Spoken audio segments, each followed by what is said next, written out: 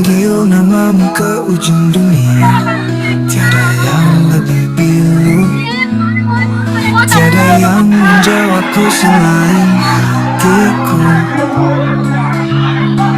Dan ombak berderu di pantai ini, kau selalu sendiri, tak ada jejakku di sisimu.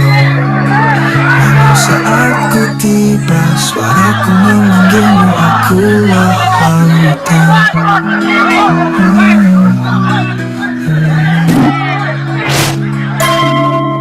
Kemana kau selalu pulang, dari kamu malam di depanmu. Indonesia, sebuah nama yang mengingatkan kita akan gugusan Pulau Zamrud, keagungan gunung berapi dan kekayaan alam yang melimpah. Kekayaan yang bisa dan seharusnya menyejahterakan setiap warganya. Namun, di balik kemilau kemakmuran ini, ada kenyataan pahit yang tak mengenakan. Jutaan orang hidup dalam bayang-bayang. Hari-hari mereka adalah perjuangan tanpa henti untuk bertahan hidup. Bagaimana bisa negeri yang begitu kaya menjadi rumah bagi begitu banyak keputusasaan? Kekayaan bangsa kita seolah mengalir ke atas, memperkaya segelintir orang, sementara banyak yang lain harus berebut sisa-sisanya. Ini bukan sekadar kesenjangan ekonomi, ini adalah ketidakadilan sosial yang mendalam. Darurat kemiskinan ini nyata, dan ini butuh lebih dari sekadar pengakuan. Ini butuh tindakan segera dan tegas. Data statistik menunjukkan gambaran yang suram. Meskipun angka kemiskinan sedikit turun menjadi 9,6% pada tahun 2023, angka ini tetap berarti jutaan orang hidup di bawah garis kemiskinan. Pandemi COVID-19 memperburuk keadaan, membuat banyak keluarga rentan semakin terpuruk. Kurangnya akses ke pendidikan dan layanan kesehatan yang baik melanggengkan kemiskinan turun-temurun. Kesempatan kerja yang terbatas memaksa banyak orang pindah ke kota-kota padat, seringkali hanya untuk mendapatkan pekerjaan seadanya dengan upah rendah. Sektor pertanian menghadapi tantangan dari perubahan iklim, masalah kepemilikan tanah, dan infrastruktur yang kurang memadai. Rakyat tidak meminta sedekah, mereka meminta kesempatan yang adil. Perjuangan untuk bertahan hidup menjadi jauh lebih berat karena kenaikan harga kebutuhan pokok yang terus-menerus. Harga beras, makan pokok jutaan rakyat Indonesia naik tajam. Bagi keluarga yang sudah di ujung tanduk, kenaikan harga ini adalah bencana. Janji-janji pemerintah seringkali terdengar kosong ketika kenyataan di pasar menunjukkan cerita yang berbeda, yang lebih menyakitkan. Narasi resmi sering berbicara tentang pertumbuhan ekonomi dan pembangunan, ini harus melayani rakyat, bukan sebaliknya. Kemiskinan dan korupsi itu seperti dua sisi mata uang yang sama buruknya. Di Indonesia, korupsi adalah kanker sistemik yang melumpuhkan kemampuan bangsa kita untuk mencapai potensi penuhnya.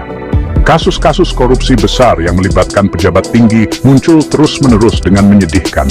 Anggapan bahwa yang berkuasa kebal hukum semakin mengikis kepercayaan pada lembaga kita.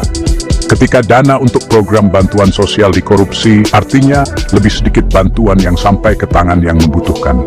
Perang melawan korupsi butuh lebih dari sekadar kata-kata dan tindakan simbolis. Ini menuntut kemauan politik yang kuat, peradilan yang kokoh dan mandiri, serta masyarakat sipil yang waspada. Diamnya presiden atas masalah yang merajalela ini mengirimkan pesan berbahaya. Program bantuan sosial seperti program Keluarga Harapan dirancang sebagai jaring pengaman. Namun, efektivitas program semacam itu terus dirusak oleh birokrasi yang tidak efisien dan korupsi yang merajalela. Perjalanan bantuan dari kas pemerintah ke tangan yang membutuhkan seringkali penuh rintangan. Sering muncul laporan bahwa bantuan tidak sampai ke penerima yang seharusnya. Janji keadilan sosial terdengar hampa ketika sistem yang dirancang untuk mewujudkannya dianggap tidak adil. Perjuangan melawan kemiskinan sangat erat kaitannya dengan perjuangan untuk tata kelola yang baik dan akuntabilitas. Kebijakan pemerintah seharusnya mengangkat semua warga dan memperkecil jurang antara si kaya dan si miskin. Namun, arah kebijakan baru-baru ini menimbulkan kekhawatiran serius tentang dampaknya pada rakyat yang sudah kesulitan. Pengumuman pemotongan anggaran besar untuk mendanai program makan siang gratis di sekolah yang ambisius telah mengejutkan berbagai sektor. Pemotongan ini adalah pengurangan drastis yang menyasar bidang-bidang penting seperti pendidikan, kesehatan, infrastruktur, dan layanan publik. Bagaimana sebuah bangsa bisa maju jika memangkas investasi pada sumber daya manusia dan dasar-dasar ekonominya sendiri? Rakyat butuh dukungan sekarang, bukan hanya janji keuntungan di masa depan dari proyek-proyek ambisius. Menghadapi kesulitan ekonomi yang meningkat, anak muda bangsa menolak untuk diam. Langkah-langkah penghematan yang diambil pemerintah telah memicu gelombang protes mahasiswa yang berkelanjutan. Diorganisir oleh Aliansi Mahasiswa Seluruh Indonesia, protes ini melanda kota-kota besar. Tuntutan mereka jelas, pemerintah yang mengutamakan kesejahteraan rakyatnya. Respons dari pemerintah meresahkan. Selama seminggu setelah protes dimulai, Presiden tampak diam. Ketika akhirnya beliau angkat bicara, justru untuk mengkritik para demonstran. Teriakan mahasiswa adalah tuntutan akan akuntabilitas, transparansi, dan pemerintah yang benar-benar melayani kepentingan seluruh rakyat Indonesia. Korupsi bukan hanya menyelewengkan dana publik, ia secara aktif meracuni masa depan generasi. Ketika uang untuk membangun sekolah dikorupsi, bukan hanya semen dan batu bata yang dicuri, tetapi juga kesempatan bagi banyak anak untuk mendapatkan pendidikan berkualitas.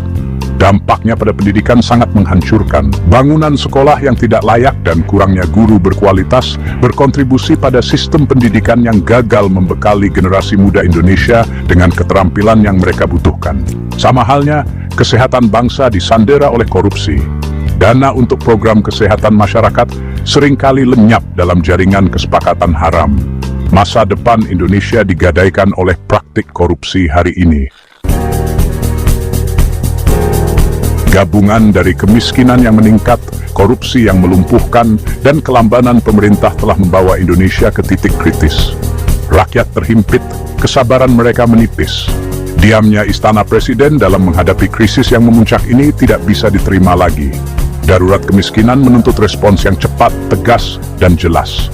Protes mahasiswa adalah permohonan putus asa untuk perubahan. Ini adalah panggilan untuk bertindak bagi setiap warga negara Indonesia yang memimpikan masa depan yang lebih baik. Kita harus menuntut pertanggungjawaban dari para pemimpin kita dan mendukung lembaga-lembaga yang melawan korupsi. Seruan untuk perubahan menggema. Pertanyaannya, siapa yang akan menjawab? Dan kapan akhirnya semua ini akan cukup?